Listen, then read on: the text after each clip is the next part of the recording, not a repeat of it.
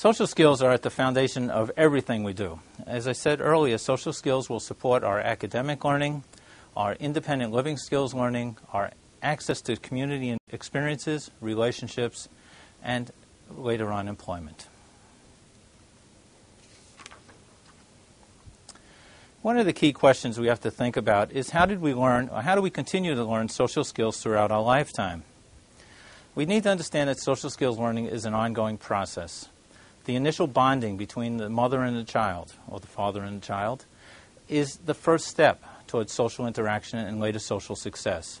As we begin to move along, we develop that sense of trust in someone, the child knows that they can take a few steps, that they can begin to move away from the parent and begin to understand that they have people in their environment who will support them through social relationships and give them the space to grow and learn.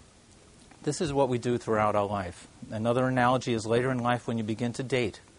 That first date is a social step.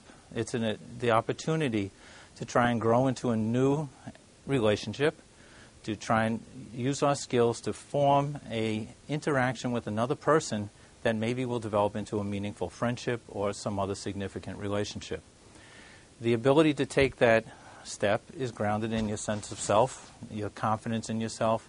It's grounded in your willingness to take risk. And all that is developed through successful interpersonal relationships throughout our lifetime.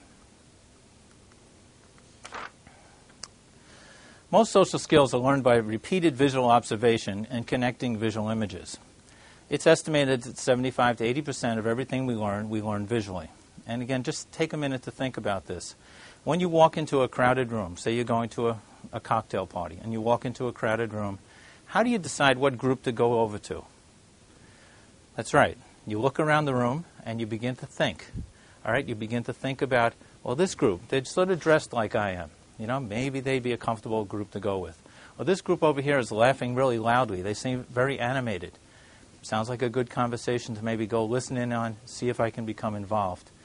But we do it visually. Yes, you hear them talking, but you scan the room to find out where they are. And then you begin to go into the situation, judging their facial expressions, how they're dressed, and then say, I'll take a risk on this particular group. Other groups you may shy away from, just based upon the fact that maybe they don't look like they're very engaged. Maybe they all stand around just staring at one another, and they're not interacting. And you want to go into a more dynamic relationship.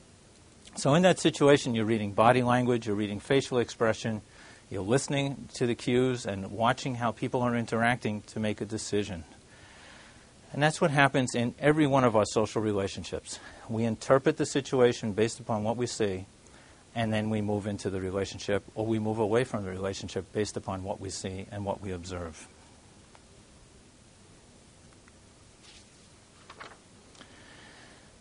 A student with a visual impairment starts off at a loss, all right?